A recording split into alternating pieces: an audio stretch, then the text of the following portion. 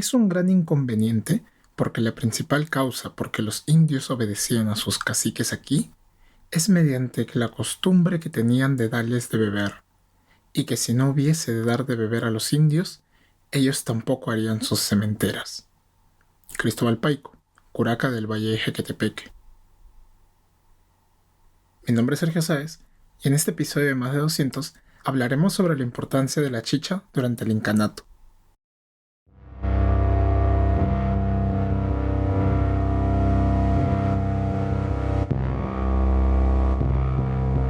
Desconocemos mucho sobre nuestro pasado.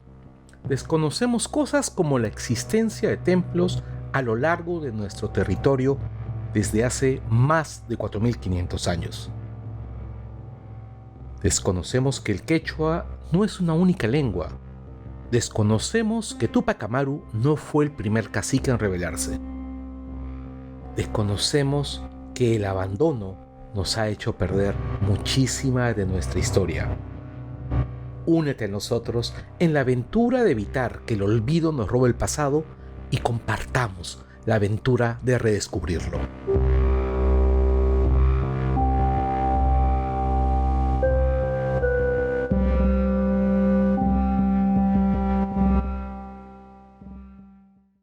Una característica que llamó la atención de los cronistas fue el enorme papel que tenían los festines y, sobre todo, la distribución de la chicha de maíz por parte de los incas hacia los pueblos conquistados.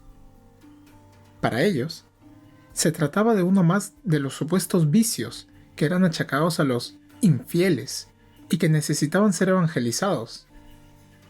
Los conquistadores vieron en el consumo de chicha un camino hacia borracheras, desorden y paganismo, por lo que prohibieron su consumo. El inconveniente que nos esperaban era que así terminaron desmantelando la estructura de poder andina al romper uno de los pilares de las relaciones de reciprocidad. ¿Cómo así? ¿Tanto dependía el estado de las borracheras, como le llamaban los europeos? Los conquistadores sí lo vieron así, pero lo que sucedía era algo muy distinto. La chicha y los festines eran la materialización de la reciprocidad del mundo inca, y para entenderlo debemos dar un vistazo a la importancia que tenía el maíz como producto. Este tenía mucho mayor prestigio que el resto de cultivos, pues estaba asociado a la riqueza, mientras que las papas y otros tubérculos estaban asociados más bien a la pobreza. Por lo menos así es como aparece en las descripciones del manuscrito de Huarachirí, en donde se narran los mitos de la Sierra de Lima y los personajes pobres siempre están asociados con el cultivo y el consumo de tubérculos, sobre todo de papas.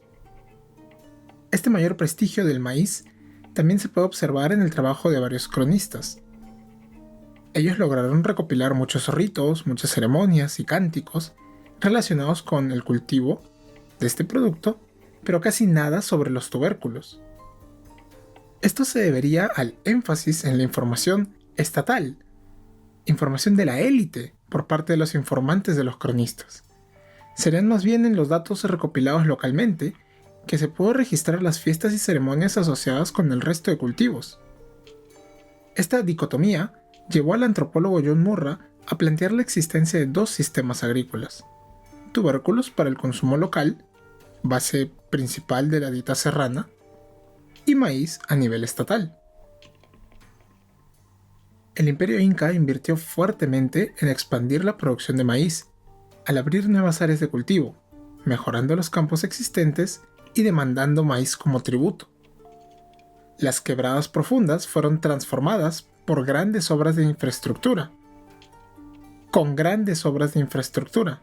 como los andenes, que son el aterrazamiento de las laderas de los cerros, y canales de riego para poder explotar los campos maiceros.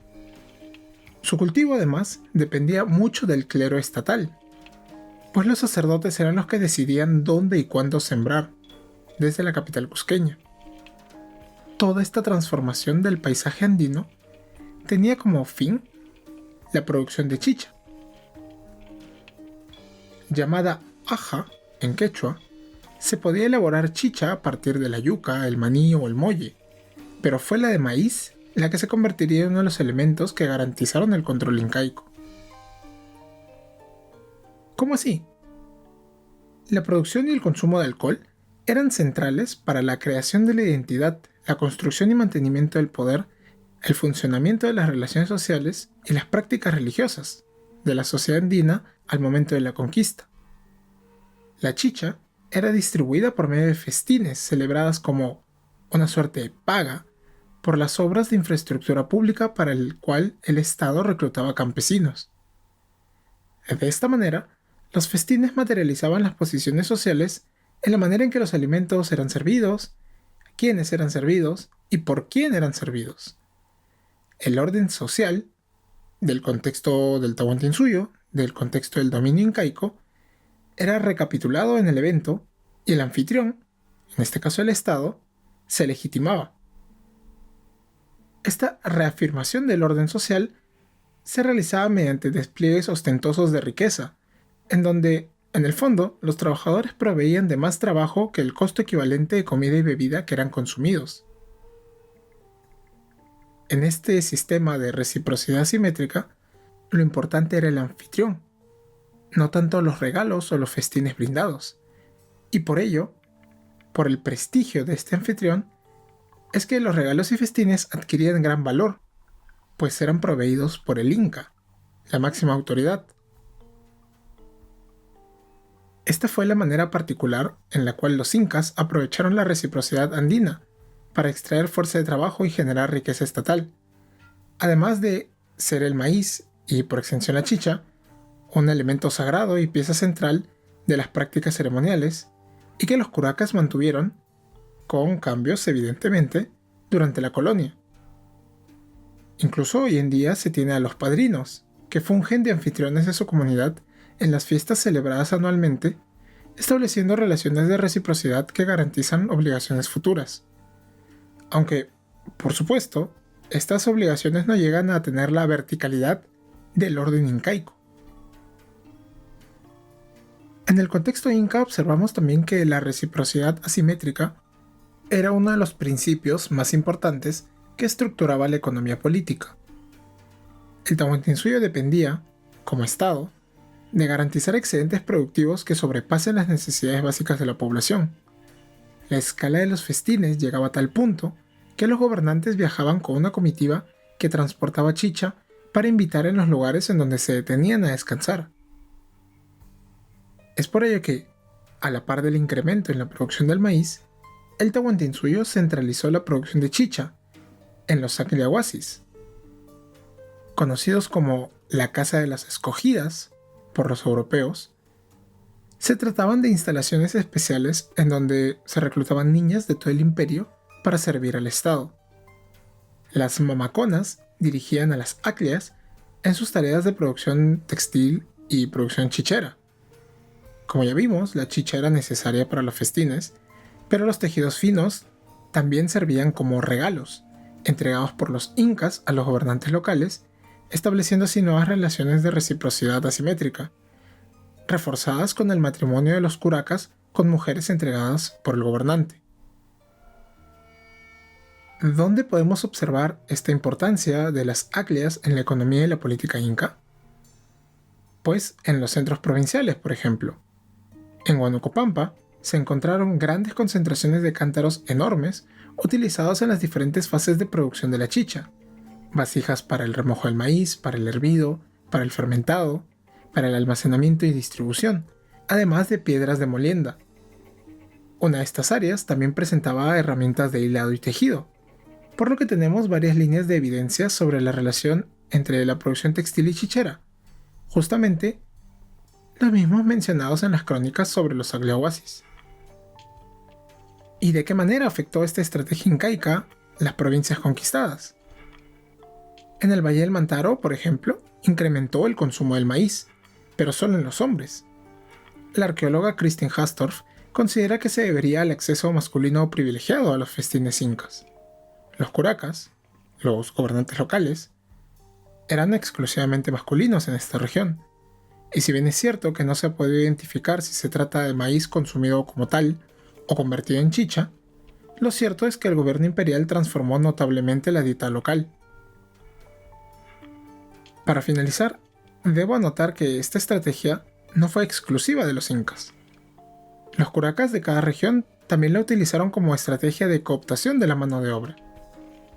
Los festines fueron tan necesarios para la economía que en 1556, ya en plena época colonial, el juez Gregorio González de Cuenca decía: los caciques y los principales solían tener asientos y tabernas donde públicamente dan de beber la chicha a todos los que allí se allegan, y es causa de las borracheras de los indios, y en ello ocupan muchos indios e indias en hacer la chicha. Durante la colonia, como mencionamos, se buscó prohibir el regalo de chicha, pero los mismos curacas se quejaron y levantaron la prohibición. Las subsiguientes campañas de extirpación de idolatrías y los prejuicios raciales terminaron creando la imagen del indio borracho, como síntoma de su decadencia, a pesar de que, tristemente, el alcoholismo como lastre social fue un fenómeno impulsado por las autoridades coloniales locales, al obligar a los indígenas a aceptar pagos en alcohol o forzarlos a comprarlo. Debemos resaltar que, a pesar de todas las transformaciones sufridas por las instituciones indígenas, hoy en día quedan algunos elementos. En el caso de la chicha, esta es utilizada dentro de las ceremonias de pagos a la tierra, en donde se derrama un poco de líquido sobre la tierra antes de iniciar alguna obra pública, alguna construcción o empresa de cualquier tipo. ¿Hasta qué época se remontan estas tradiciones de festines, de consumo en grandes cantidades de chicha, auspiciada por los gobernantes locales? Este será motivo para un futuro programa, pero solo como adelanto, debo señalar que la mayor parte de las evidencias provienen justamente de sociedades estatales. Grandes almacenes de maíz, de cántaros para chicha han sido encontrados para la época mochica tardío, para los recuay, del periodo de desarrollos regionales de Ancash, para varios asentamientos wari, como Cerro Baúl en Moquegua, y para contextos tiwanaku, de la Sierra Sur andina.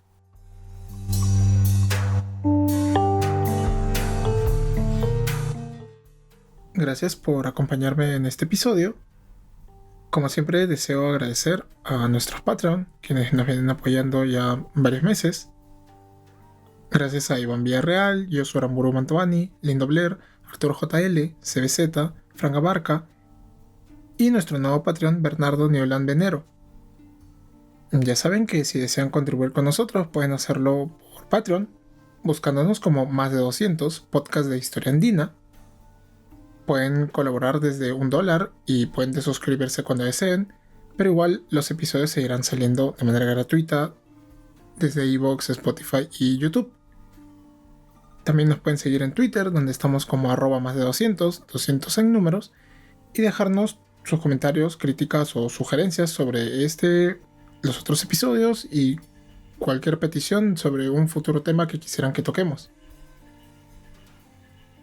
Ahora sí, la bibliografía sobre la importancia del maíz como un producto de prestigio en el mundo andino durante la época incaica, pueden revisar el artículo Maíz, tubérculos y ritos agrícolas de John Murra, que ha sido publicado en el libro compilatorio El mundo andino, población, medio ambiente y economía, editado por el Instituto de Estudios Peruanos.